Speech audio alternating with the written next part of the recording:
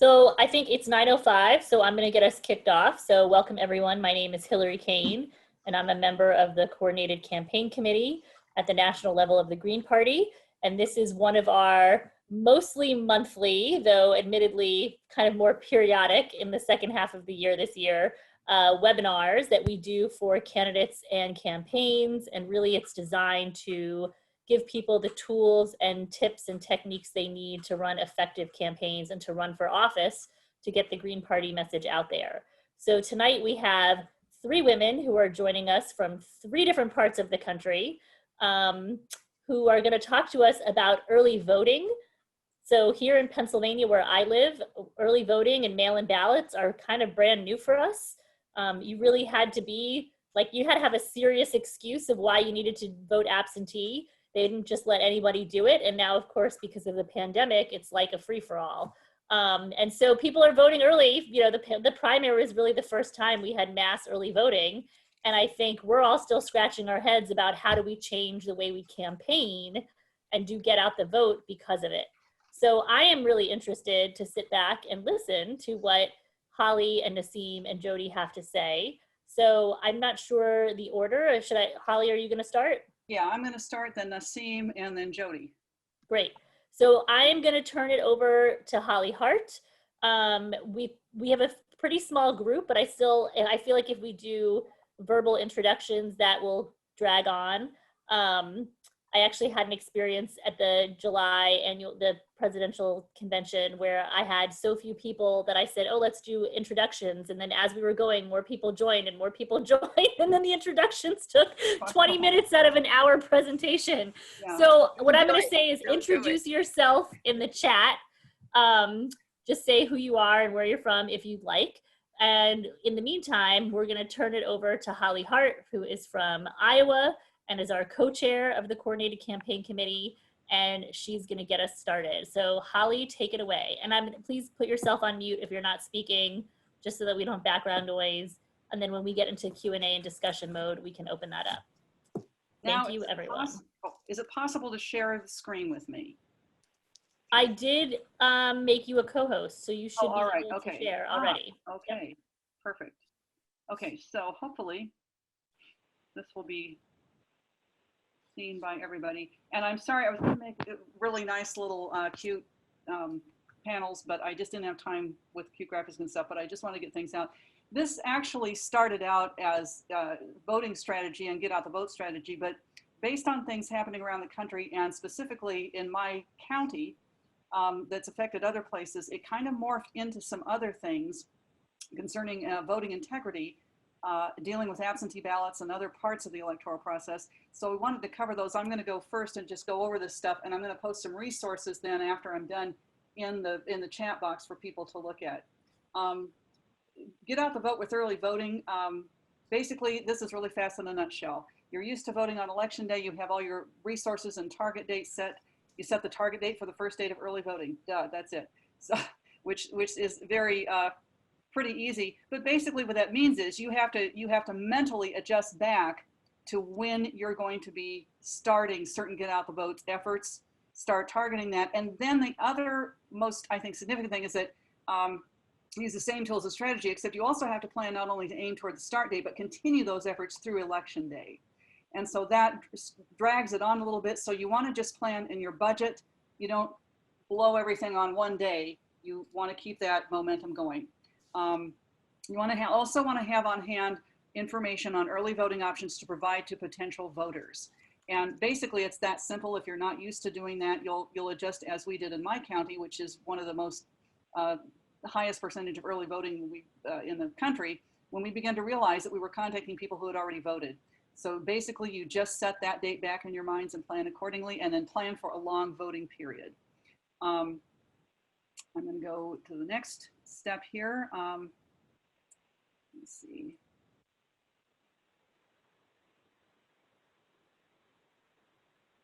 So one thing that has happened here, we had a situation where we have a lot of, this is number 3, no, I want number 2. We have, Okay, so for sending out absentee ballots, so what this starts actually maybe even a couple months before the election. If you live where they have absentee ballots, and in Iowa, you vote on election day, we have all kinds of other early options, and we have absentee ballots. And if you are in a state that is offering absentee ballots, contact your Secretary of State Elections Division or your Board of Elections and or county auditor to see if they can use help in tracking absentee ballot requests. Requests here can be sent by parties, organizations, or campaigns, and pickup from those ballots can be done by the party, possibly more. I've actually done that before, not registered either major party. So what you want to do, and I'll have a resource where you can find the information for your particular state in just a bit, but you'll need to know your state's rules regarding voting in person. If you've submitted an absentee ballot request, know your state's rules on who gets to distribute those absentee ballots and how they get turned in. It seems very chaotic, and it kind of is, but once it gets here, once it gets to the auditor's office, there's kind of a cast iron gate to what gets through there. So you only get one absentee ballot request, and once that request is in, you are marked as voting absentee. There are some options for if you decide you want to change. There are some options for election day voting if you want to change that. If you want to, you can vote election day in the polling station in person. You can also early voting. We have satellite voting stations. Again, should be available in your auditor's office. Auditor's office, you can vote. We have a drive-through option, and then the absentee, which is a mail-in. Many states are having drop boxes or a mail to the auditor's office. And if you find that you decide that you don't want to do that absentee vote, there should be ways of contacting your auditor. You bring the vote with you. Oops, sorry. You bring, you can bring your absentee ballot with you and destroy it on the spot, or do whatever it is that they're going to tell you to do with that.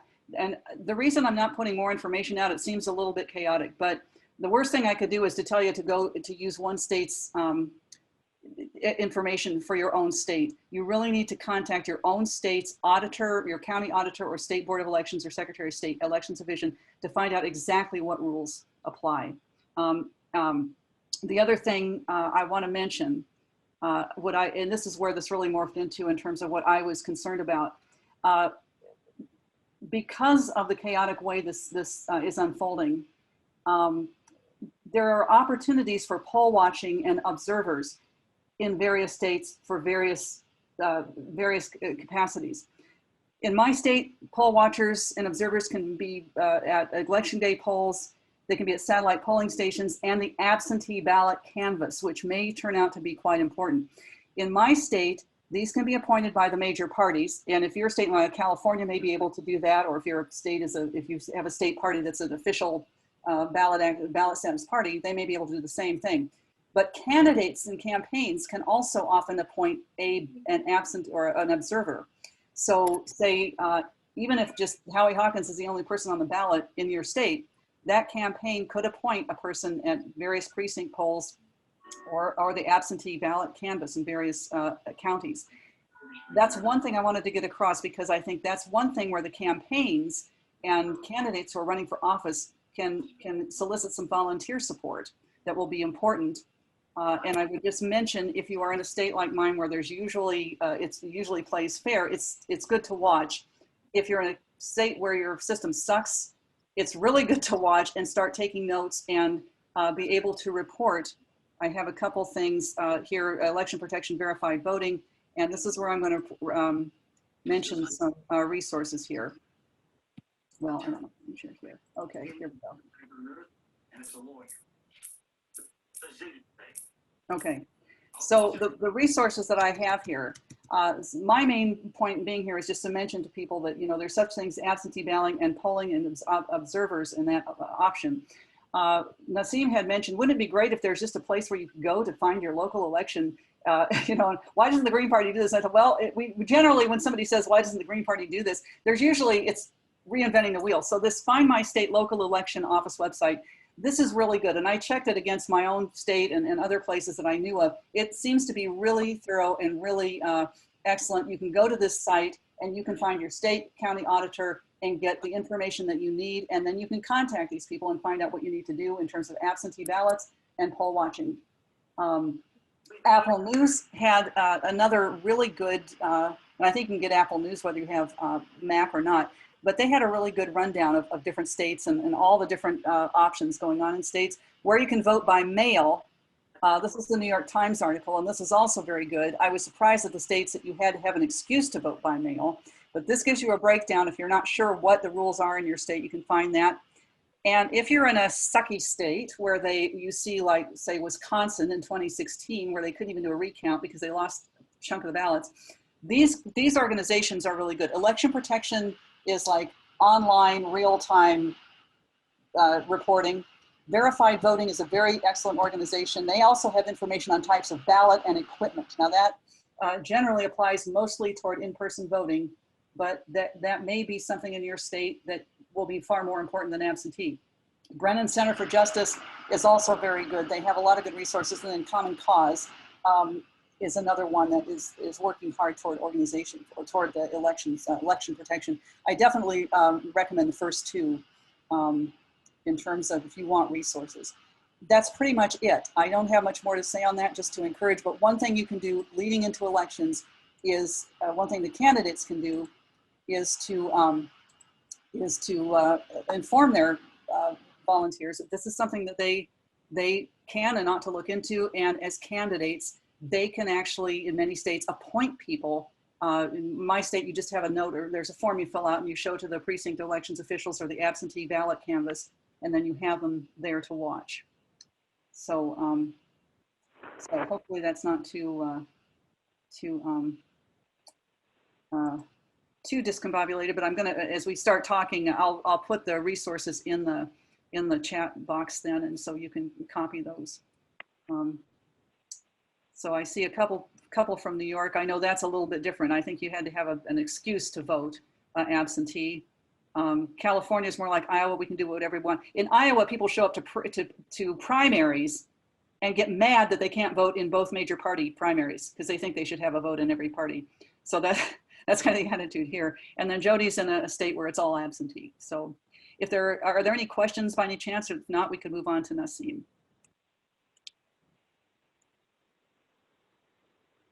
Seems like not. So Nassim, why don't you go on? Because I think Nassim had the bulk of the talk and a lot of the strategy stuff here. So why don't you go ahead? I'm going to go on mute and I'm going to put. Thank you. How long should I speak for? About 15 minutes? Whatever you need. Okay. Sounds good. All right. Thank you, everyone, for organizing this. Again, my name is Nassim. I live in San Jose. I'm with the Santa Clara County Green Party. I'm a county council there, as well as with the Green Party of California on the coordinating committee and clearinghouse, and also a delegate to the national committee.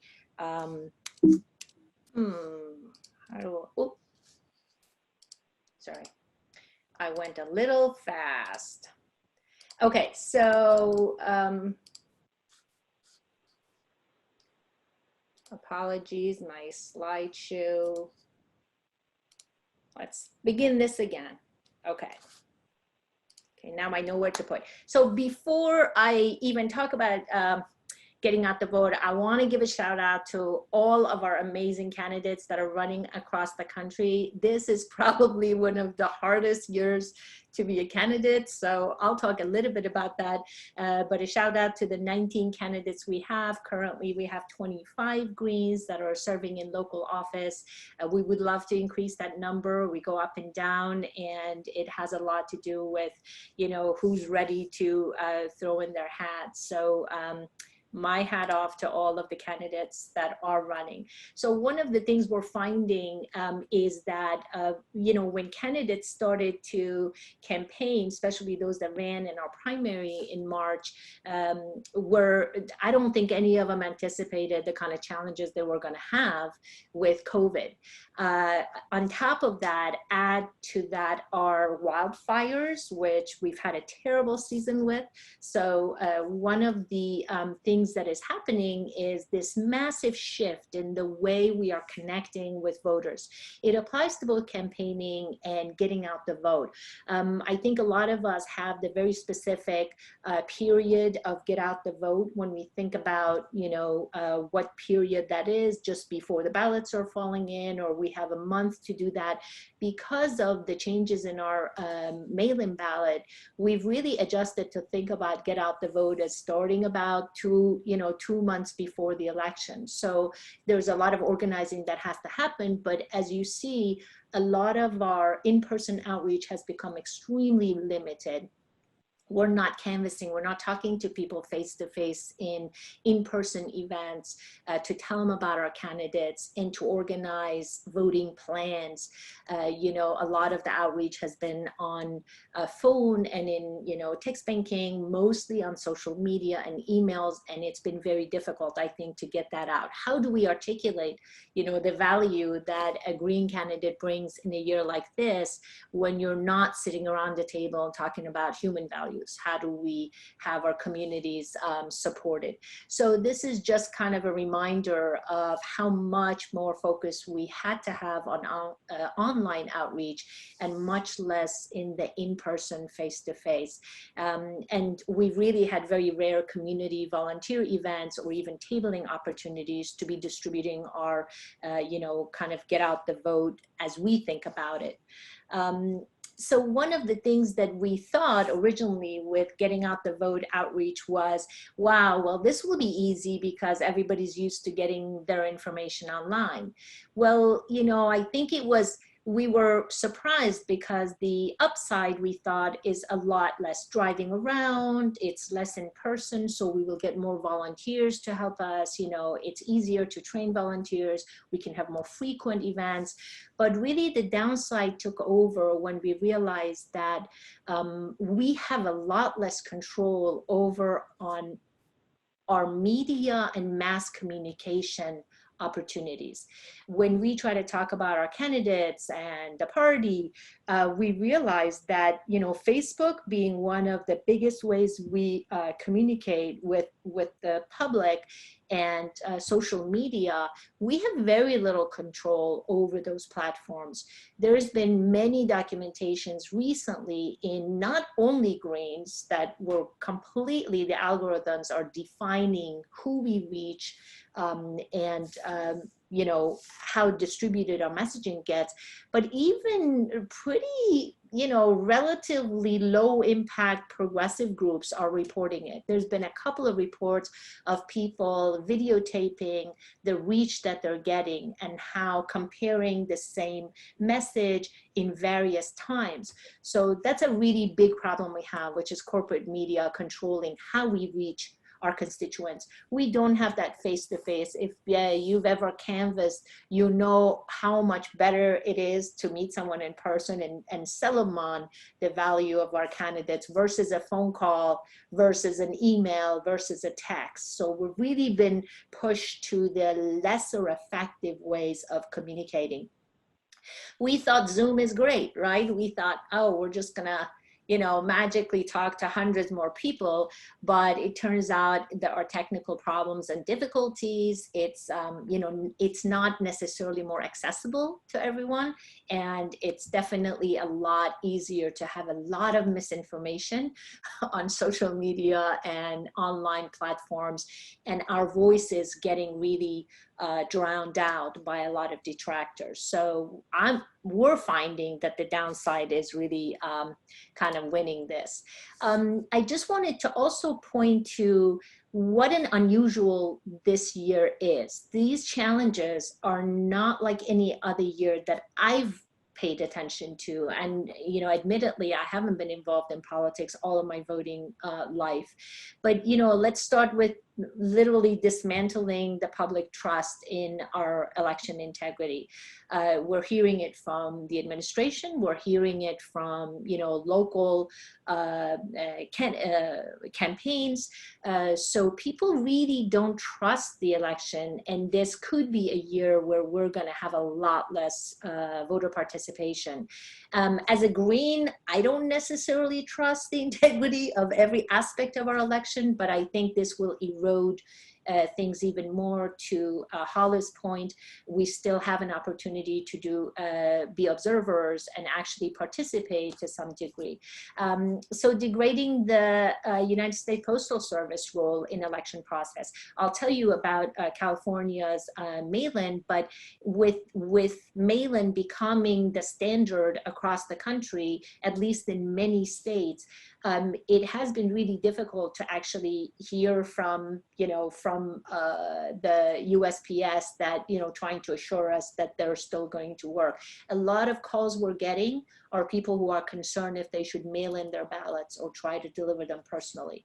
There are threats of the administration refusing a peaceful transition of power.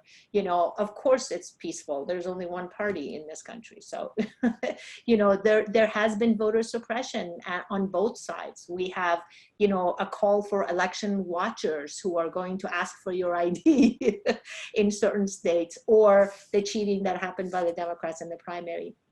We've had the open letters of previously supportive of green candidates, folks, Noam Chomsky, we have, Angela Davis, we have a lot of people who are really dissuading the voting population to stay away from third parties. We know about the coordinated campaign to sue Greens off ballots, which again, to Holly's point, has complicated how many states now are a write-in, and educating the voter base on how do you write in. There are a lot of them who have never done a write-in before. We also don't have a media resource. We don't have a place to put Howie every week in, on debates, and those leftist media sources that we have are actually really are being silenced this year as well. The usual corporate media, against Green Party. And then what we hear, which I think is heartbreaking, is a lot of social media attacks on Greens. We see it, so we see it at a state level, we see it at a local level, and the detractors are just in armies. And sadly, they are not all paid. They are people who are terrified. They're terrified by the administration and terrified by the Democrats. So this is, I think, adds to all the challenges we have. So I'll just talk about the nuts and bolts. When we think about getting out the vote, I'm sure this is how you've approached it in the past. We kind of start to think about channels. What are the channels of communication that we have? And what we communicate is really the basic: what, who, when, how, where. And all of these channels you saw are the same ones that we had before. How do we educate people? How do we communicate this package of information to them with it being digestible, accessible, and easy to understand? What do we do in our GOTV? Again, this is stating the obvious for most of you who've done this for many years, but first you have to compel people to go vote, and that's not necessarily easy. Who should they vote for, when to vote, how to vote, this whole write-in process, where to go vote, and then also what are your voter registration deadlines? Many states have extended voter registrations, and I'll tell you in California, but people don't keep up with that. So where do they get that information? The Get Out the Vote package could really easily direct them to that. And then the good old voting plan. When we had precincts, we would locally call our constituents and make sure the entire week before our election day, we would call them, make sure that they understand when to send in their mail-in ballots, where are the public transit options for them to get to their voting place, arranging rides, creating student groups where they would collect all the students to make sure they're going to vote, because many of them would not be voting by mail. All of that really has changed. So what's happening in California? And please let me holler if I'm going too fast, or if you have a question, if I'm not being clear about something, just stop and we can have a clarification on that. So I put a pretty picture of how beautiful our air quality has been at the bottom of this. So that's one thing that's kept us from really doing outreach as well. But I can't find it. A quick information about how we vote in California. In 2016, California passed the Voters' Choice Act. This was a law that said all counties should be slowly converting to vote by mail format. And it started implementing in 2018. In my county, it started this year. So we already had practice with everybody who was used to going to their precincts, you know, and actually in March, every person received a vote by mail ballot. Many people who weren't used to it, including students, actually had a hard time tracking it because they lost the ballot. They didn't pay attention. It's election time. They're getting a stack of mailers and they didn't, you know, they couldn't find it. So there were processes in place where you would go and either turn in your ballot if you wanted another one, or you would go into a voting center and say, I don't have my ballot. They would verify it and then give you a ballot. But that was a source of confusion. But in May of this year, because of the COVID pandemic, then our governor issued the executive order that said, for all counties, every single person will be receiving a mail-in ballot. So I'm sure that this would also be a bit of a confusing scenario for some people in those counties that hadn't started this transition. But the Secretary of State here has done a decent job putting together lots of resources for people. What I can do as a voter is I can check my ballot status. You know, am I registered? Actually, check my registration status. I can register online 15 days prior to the election day for a standard ballot, or have a same-day registration up to the day of election with a conditional ballot. I can track to see where my ballot went. I can look up drop boxes and voting centers. Those are, you know, you can vote in person for 4 days prior to the election. And then also there's ballot tracking that people can do. So that's kind of the package we face. Because we were already in this transition, I don't think it was very difficult for most people. But as you've heard, it threw the entire GOTV process kind of into a different time frame. We were in California contacted by the USPS, the United States Postal Service, the federal agency, contacted every political party in California and set up a webinar for us to present what they were doing to ensure integrity of the mail-in ballots, the timings around it, to assure us that they had all the equipment they needed. So that was relatively reassuring. They did very strongly recommend to mail-in ballots as early as possible. People in California are receiving their ballots, at least in my county, this week. We just heard that they've been delayed a bit. And they are receiving them, and at the latest by next week, every single voter should have their ballot. So that's kind of, again, to Holly's point, this is just applies to California, but it is, I really appreciated those links, Holly, that you had shared, because, and if you can drop them on chat, it's really amazing to have one place that you can get all this information. In the past, I had seen some candidates do that. Currently, we're seeing how we write very specifically on social media about all the write-in states, and trying to share exactly how to spell out the names and how to do the write-ins. So this is pretty much what I had to talk about. I put together a couple of slides just to talk about what are the real challenges we have, maybe this year more than ever, again, is battling the narrative. You know, there are technical challenges. There are the nuts and bolts of get out the vote and the timing. But one of the hardest things we do is battle the narrative that's being created against us. And again, I haven't been involved in Green Party politics for a long time, but this seems to be worse than 4 years, the 4 years that I have been involved. So how do we connect to voters?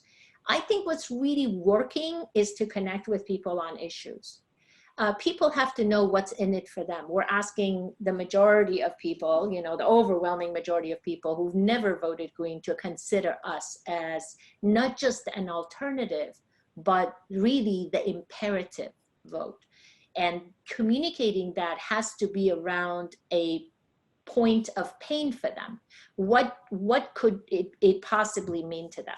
And most people who vote Green do know that, you know, we likely won't have a Green president, but essentially why vote Green? Being able to articulate all the reasons. Also this year, I think by connecting with our communities and really trying to understand how do we protect our people? How do we talk about our values in a way that matters to my neighbor next door and to the residents of in the homeless encampment that's, you know, a block away? So really trying to articulate how little time we have left and how we have the power to make those changes, but doing it in a way that benefits the pain we see around us. I do think that the lesser even narrative really is losing between the younger generation and the number of independents who are disgusted with the parties that don't represent them, and the 60+% of Americans who think we need third parties. That argument is losing. Also, the one thing that I keep reading about is really deep organizing. How do we get taken seriously by organizations, by issue campaigns, if we're not in the fight with them? So by engaging with those issues and leaving the party building as a secondary goal, we actually can can get pretty far. I think one of the things I've learned is to try to do more wellness checks. It's really hard. It's a jungle out there, this election. So it's a reminder for me, and I think it will really help us to keep thinking in those terms. So this was a little high level. This is just the composite of, I say here, GOTV, a picture is worth really nothing if no one sees it. But how do we get our message across? I think sticking with a positive message. Here for California, we've made about 25 of these ones in the bottom, which are based on Tenki values. These beautiful logos for Tenki values were made by David Lane from Ohio, co-chair of Ohio Green Party, and shared with me generously a long time ago. And they really are easy to understand for people. So we've created a whole series of value statements based on our platform out of those. And then also let's compare what's, for the record, where do our candidates stand. We've been sharing these through our social media, of course, like Twitter and Facebook, and our media team has been amazing trying to get these across. People really do respond faster with pictures. And then, there is the candidate comparisons. Howie's campaign has done an amazing job also. Lots of those on his Facebook, which we constantly download. Great graphic work that Howie's team has done. And then every once in a while, this little guy in the corner you see, it's kind of nice not to brand our graphics either. I created this out of an existing graphic, but it's great to see it make the rounds and come back, and you really do just reminding people that we have to combat this narrative that we are spoilers and that we're not entitled to vote our values. So just wanted to, I think, end on this, and thank you again, all the Greens who are running as candidates, and also everyone who's able to vote their values. It's our only path forward. So I think that's all I have to say. Let me stop sharing. I just want to say thank you. I thought this was a really great presentation, just with especially dealing with the situations that people are facing with a lack of social contact. This also just encourages me to encourage others. My state was similar, and I think in states like ours where you have reasonably rational government and auditors have really put out some good resources. They're really committed. They may not be Greens, but you know, if you live in a state that is decent enough, definitely encourage the candidates and voters and your members to look into these options of observing, of getting out the vote the way that she's recommending, and being in touch, because they actually welcome and value. It actually raises our credibility when we have members who show some interest in the elections process and not just sit there and whine about, you know, again, if you're not in such a state, then all the better to be an observer and use the resources. I did put the resources in the Thank you. chat box too, but thank you. Yeah, I thought this was really a wonderful presentation. Thank you.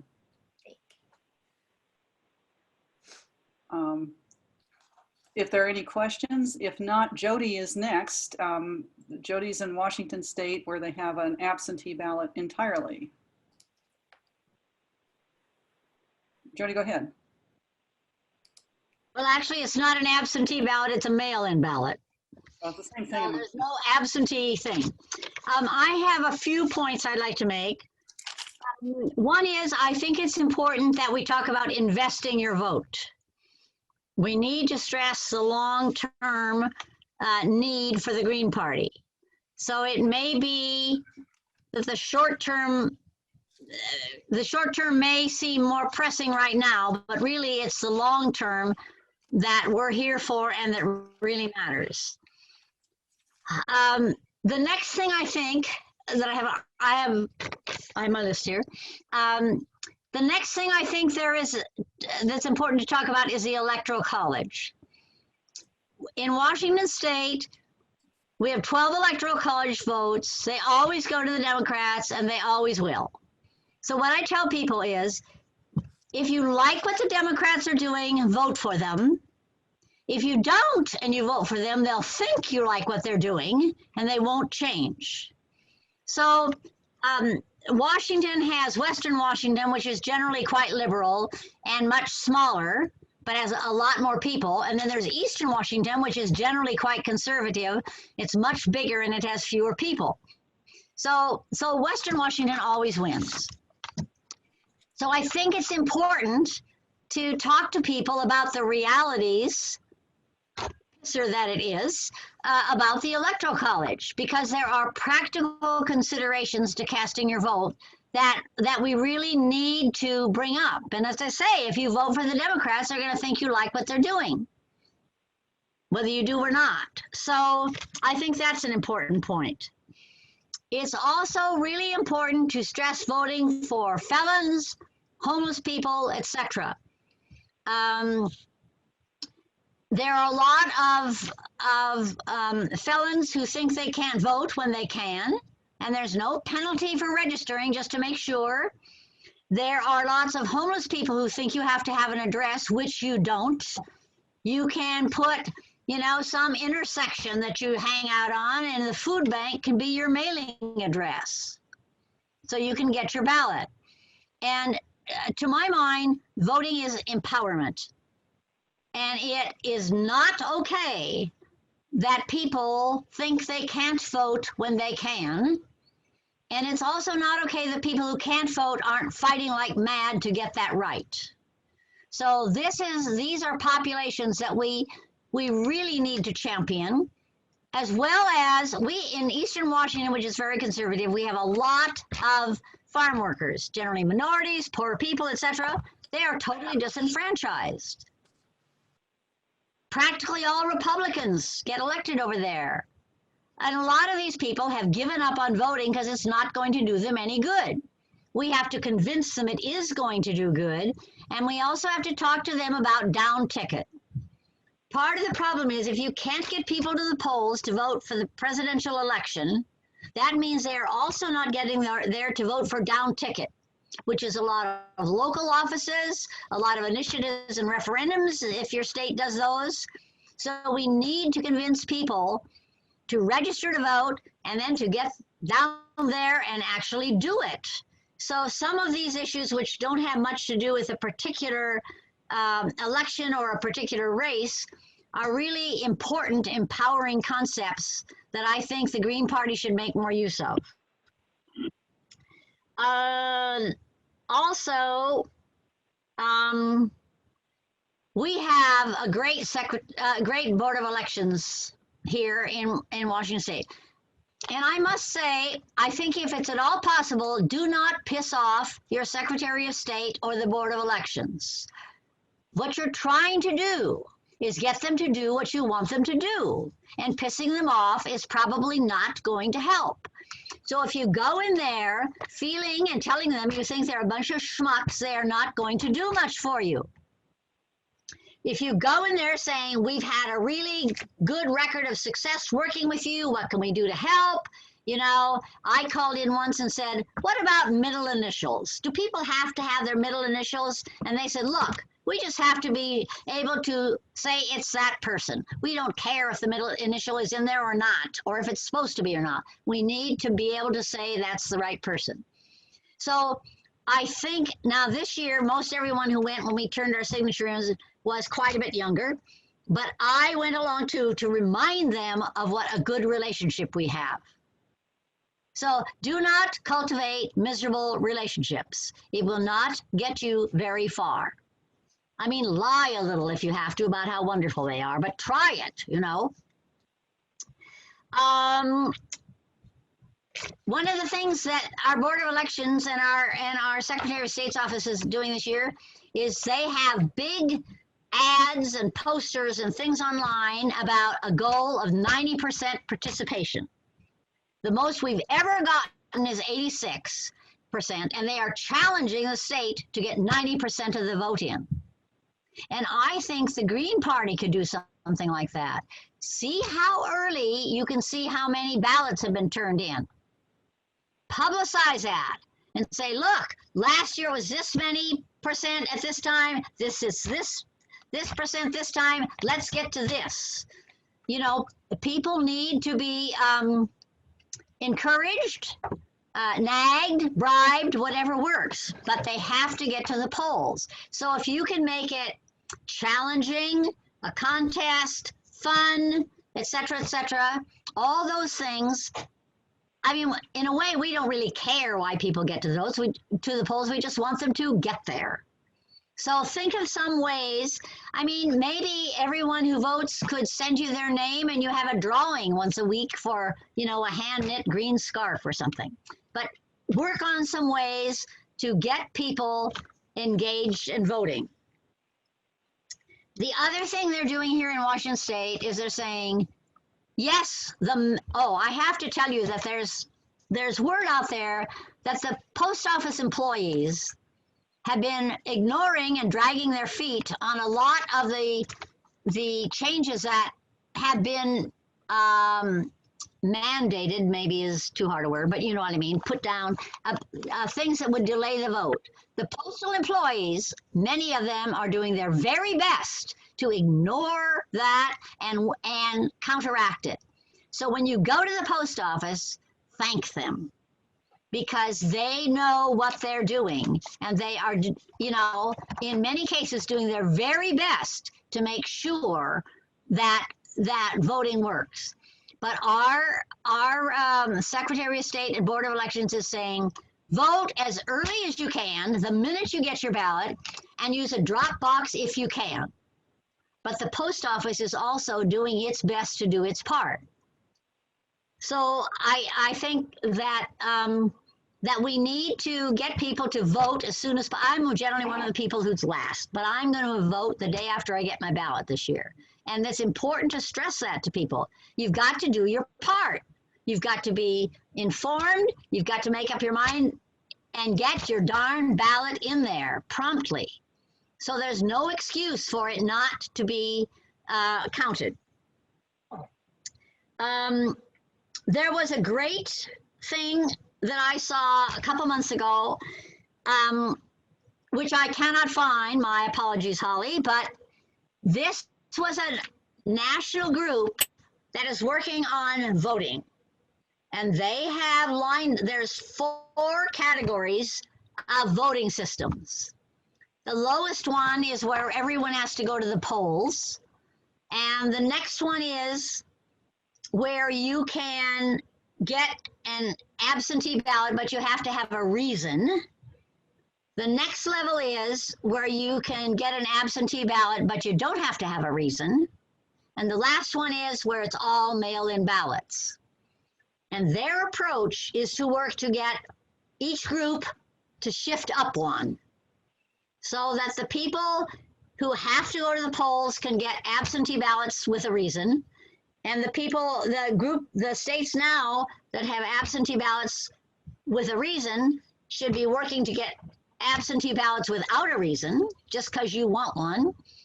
And that group that doesn't have need a reason to get absentee ballots should be working to get all mail-in ballots. And I think this is a very good approach to use, because too often when we look at a problem, we're looking at the end goal we really like, and there are steps in between. And if you just look at where you are and the steps it's going to take to where you want to get, it's very discouraging. But if you look at it as, okay, this is the first step and this is what we're going to work on. So you nudge up one, and then when you've achieved that, you nudge up the other one. And a lot of these things aren't things that are going to be accomplished by November 3rd. But I think if we think of voting as a process and a system that we can work with and work to improve and work to, get around the rough spots and do encouragements where we can, that we will have a much better process over time.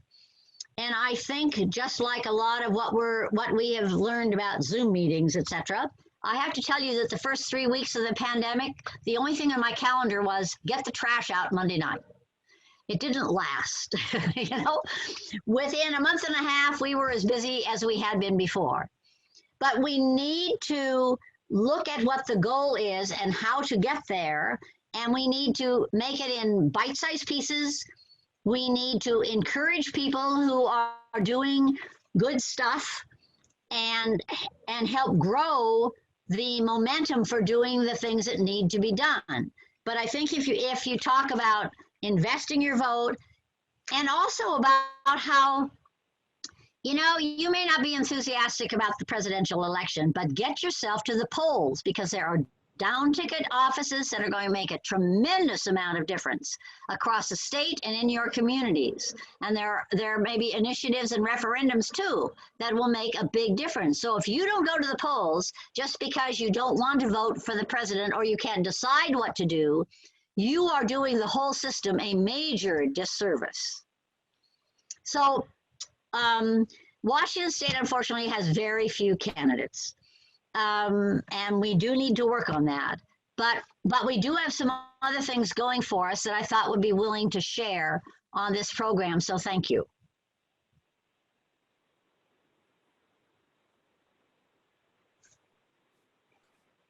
Well, thank you, Jody. Thanks for that, Sergeant at Arms call. I think we ought to put that on Facebook, for the whole week. Jody says, get off your butts and do this. I'm going to post those resources again. I think, Jody, one was one you mentioned, or it mentions the one about the different voting options and moving a step up, and then the others where anybody can find their state parties and know where to get involved. And finally, once again, if you're in a state that does not offer these wonderful benefits, it shows some people that, I realize how sarcastic or how cynical some people are about the system when you live in a state where it's one party rule and extremely corrupt. Even when it's, like a state where they're reasonable, there's still problems, but it makes a huge difference in whether or not you are able to participate. So again, Holly, there's also information on felons voting and homeless people voting, and each state should be encouraged to find out what those rules are and get them out to the relevant populations. And I think all but one state, they had re-enfranchised everyone. One state was Iowa. And there was an executive order that re-enfranchises. But I think you're right, because many felons don't understand what the rules are. We had people who, because in my state, they sent out absentee ballots and then the courts ruled them all invalid. And so they had to send them out again. And then the court re-ruled them valid. But anyway, people were wondering whether to send them in, and they were afraid they might go to jail for applying twice. So it's, you know, anything you can do to get out word, helpful. Oh, and another thing is, I don't think, at least in Washington, there's no penalty for registering to vote if you've already registered. Oh yeah, no, you can. You can't vote twice, but if you aren't sure if you've registered, register, because there's no penalty for registering if you are already registered. Thank you guys. Really wonderful presentations. Thank you. And I really like the slides, the call to arms and the slides I thought were really great. So I hope people will check in on this, and especially the long distance outreach, which has been an extremely difficult situation for us. If there's no other questions, we think we're ready to close up, or does anybody have any further questions that anybody would like to, or further comments, or your own experiences in how it's played out for you? I do have a question. Sure. Christopher Lozinski here from Poland. So they spoke about censorship, and they spoke about how difficult voter outreach is. I would think that every Twitter account for the Green Party has a list of followers, and many of those might be local, and I would think that one could use that to contact people directly, and to, you know, maybe even have a Google spreadsheet of which followers have been contacted. And the other point is, I asked privately about text databases, and evidently a few texting databases. Evidently a few states do have a texting database, but maybe most states don't have a texting database, whereas every state with a Twitter account would have a list of Twitter followers who would maybe then also contact their friends. So I would think that that's a sort of simple, low-tech and uncensored. You send a message to somebody over Twitter, ditto for Facebook followers. Facebook may have been censored in some cases, but I believe that the Twitter direct messages are not censored, and you can send a Twitter direct message to your followers. So anyhow, just an idea, and sort of see what people's reaction is to that. I'm done. Thank you. Yeah, that's actually a really great idea. And I think, yes, we all do have Twitter accounts, or I think almost every state party has one. So, and yes, we do. And I think both Nassim and Jody can tell that, in fact, we do use those. You know, that's a great, some of us have more followers than other. I would guess California has got a ton more than ours, but we do use those, and that is a good, so sometimes it really offers a great database replacement, and sometimes not. Nation Builder is a popular tool for some states. Mine doesn't, we're not big enough, we don't have the money to really pay it for it. Well, so we haven't used it, but we can get a list from the Secretary of State. But I think California must have it, and I know like Pennsylvania uses Nation Builder, I think New York, I don't know about Washington, but some of the larger state parties with a little more funding do use Nation Builder, which offers good database. So really, Nation Builder is the only those states with Nation Builders have their own databases for texting. And no, I think others. I think some others definitely have other databases. I'm not just sure what all that would be. Okay. I know Civic CRM is one that a couple of them use. Thank you. Yeah. Yeah, a quick update on Nation Builder too. It can become very costly. It's a very powerful tool. So there's a lot that you can do. You can manage donations. It's a contact management resource. So, but I don't think even we in California use it to the extent that we could. But it actually is extremely costly, especially when you choose to link it to your social, which is one of the biggest features that they offer, is that you can grab that social links into your database every time someone likes or shares your content on social media. But if you can imagine, that can skyrocket your cost, because that's what the platform is trying to do, is trying to jack up your contacts in there, because that's how they charge you.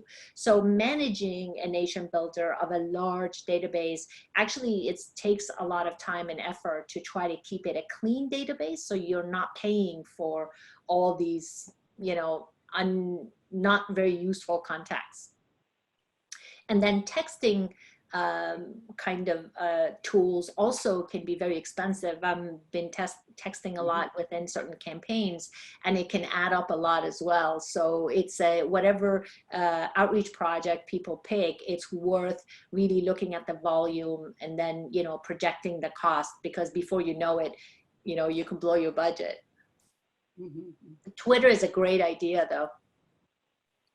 I'm using a service called Call Multiplier, which offers, sometimes, you know, you order, people will order like a certain time and certain bulk, but you can actually order per, they say per data or message, and which is actually quite a bit if you're not a huge entity like none of our green parties would be. So I found that that is fairly economical. It's like $17 or something for like 700 and some messages. I also found out that there are two different kinds of federal designations for these. There's a multimedia message, and then there's SMS, and that's very limited. It's even fewer characters than Twitter.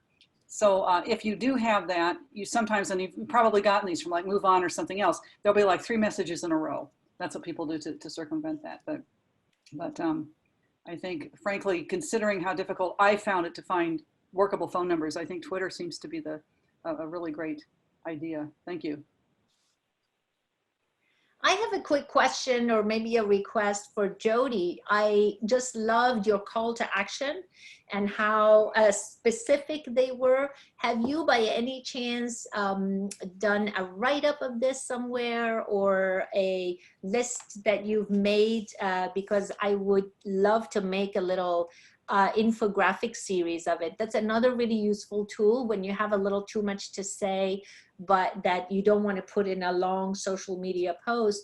People are making these infographics. They're little graphic bits, maybe 3 or 4 in a row, but can collect a lot of information. So if you have that captured anywhere, I'd love a copy. You're on mute.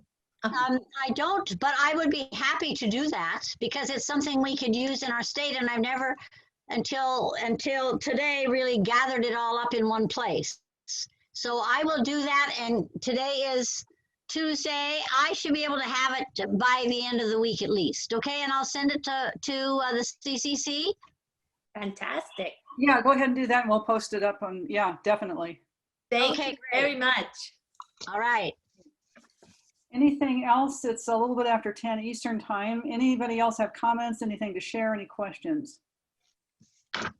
If not, oh, Jeff, it looks like you might. Yeah, on a different subject. I'm doing research and I lost the website. If anybody could help me, or it was a video of Howie Hawkins. Excerpts from him.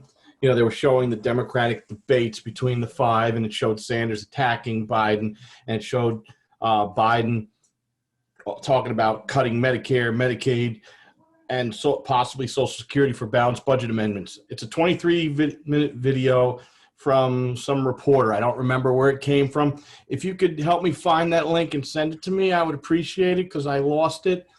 You know the one I'm talking about? And Howie Hawkins was in there also discussing it briefly. Jeff, if anybody has that, they can put it in the chat right in the next few split seconds. Or you can email me. Or email you. What's your email address? jperezfried@yahoo.com. Okay, put that in. If you put that in the chat, can you find that? And I also need some stuff. I'm trying to get this. You know, the thing I would also mention, why don't you just go to the Hawkins campaign, because they have just email Hawkins. I looked. I couldn't find it because there's so much stuff on there, so much. Well, just email them. Email or call their number, because they'll know right where it is. I hope so. Well, those who can look. If anybody finds it and doesn't know where to contact Jeff, you can write me or write to just, was it ccc-chairs@gp.org or hart11@gmail.com, and I'll pass it on. It's just ccc@gp.org to contact Holly. Okay. Okay.